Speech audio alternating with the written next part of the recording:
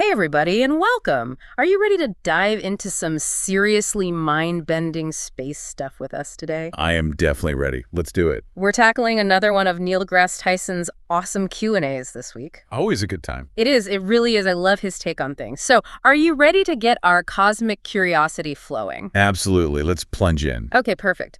So, we're starting off with a listener question that has us thinking about the journey to Mars. Okay.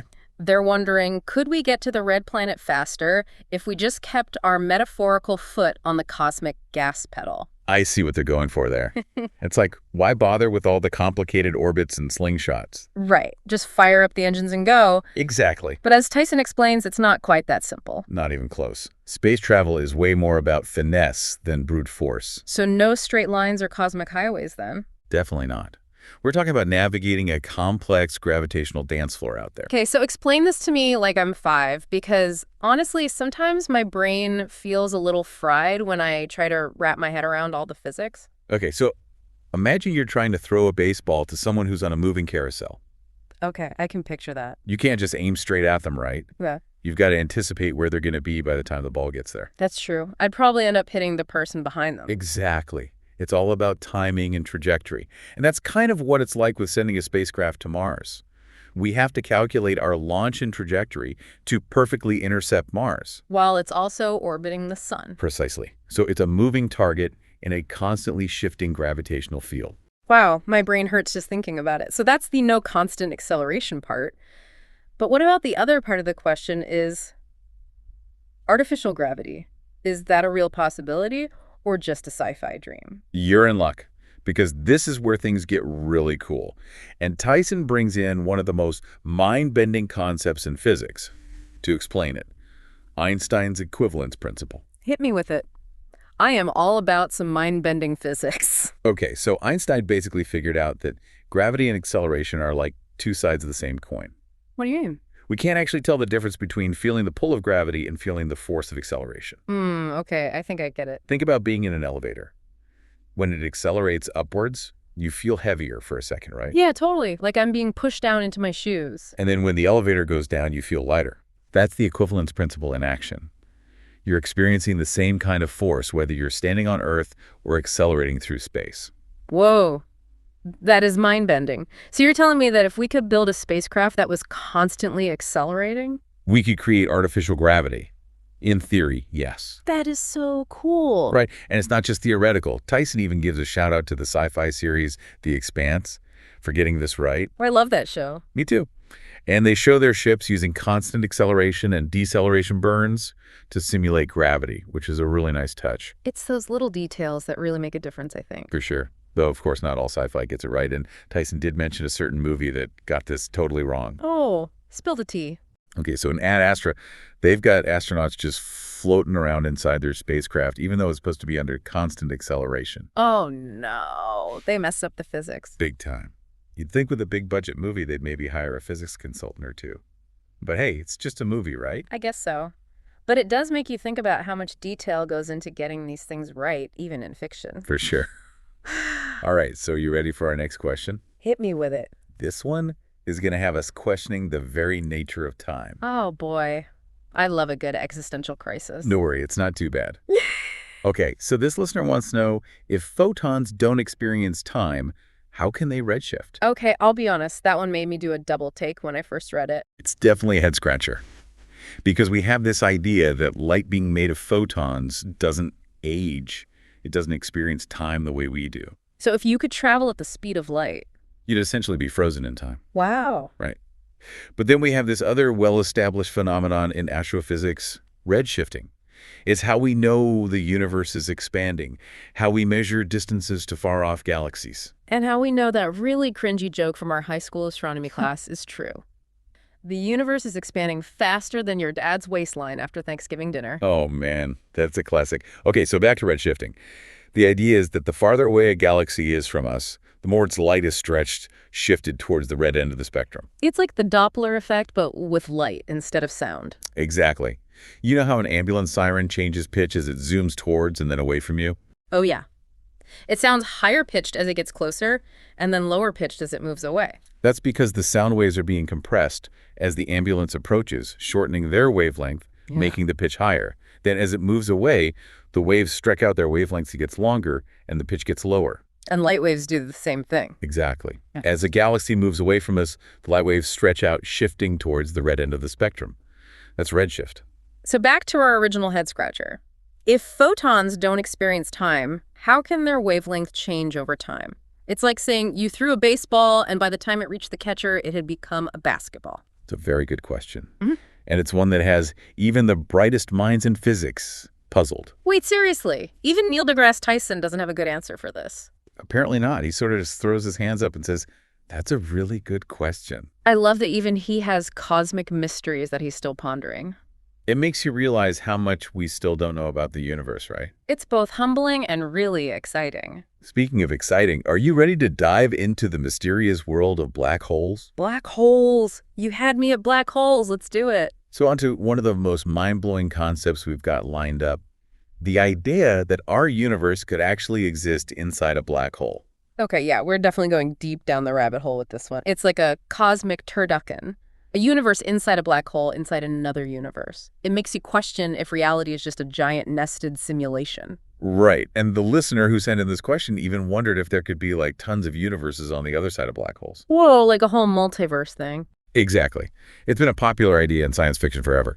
But here's the thing. Don't tell me there's actually some science to back it up. You know what? Tyson was saying how the math around black holes is crazy complicated. But it basically comes down to this Einstein's theory of general relativity, which has been amazingly accurate so far. Yeah, so far so good. It actually allows for something called a wormhole. Okay, wormholes. I think I've heard of those. Are those like those things from Stargate, the shortcuts through space? That's the idea. Think of it like if you folded a piece of paper in half. Huh? So 2 points that are far apart actually touch. A wormhole would be like a tunnel through that fold, letting you go straight from one point to the other. So like a cosmic shortcut. Exactly. So you're saying you could theoretically jump into a black hole? And pop out the other side in a whole different part of the universe.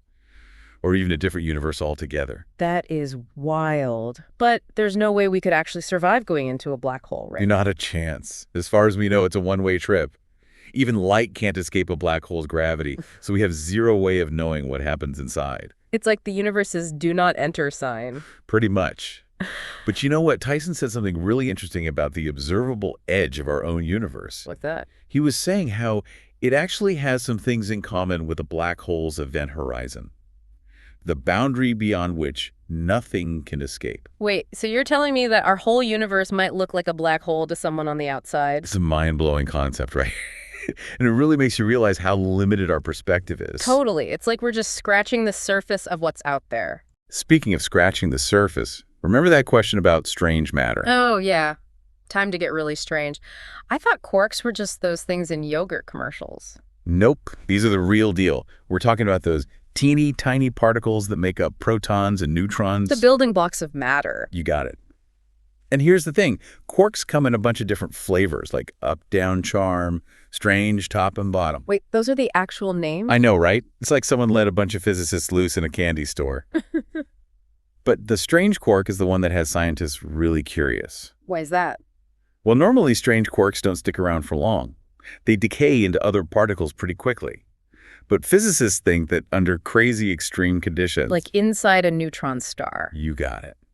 Imagine a place where a teaspoonful of matter weighs billions of tons. I can't even imagine. Me neither.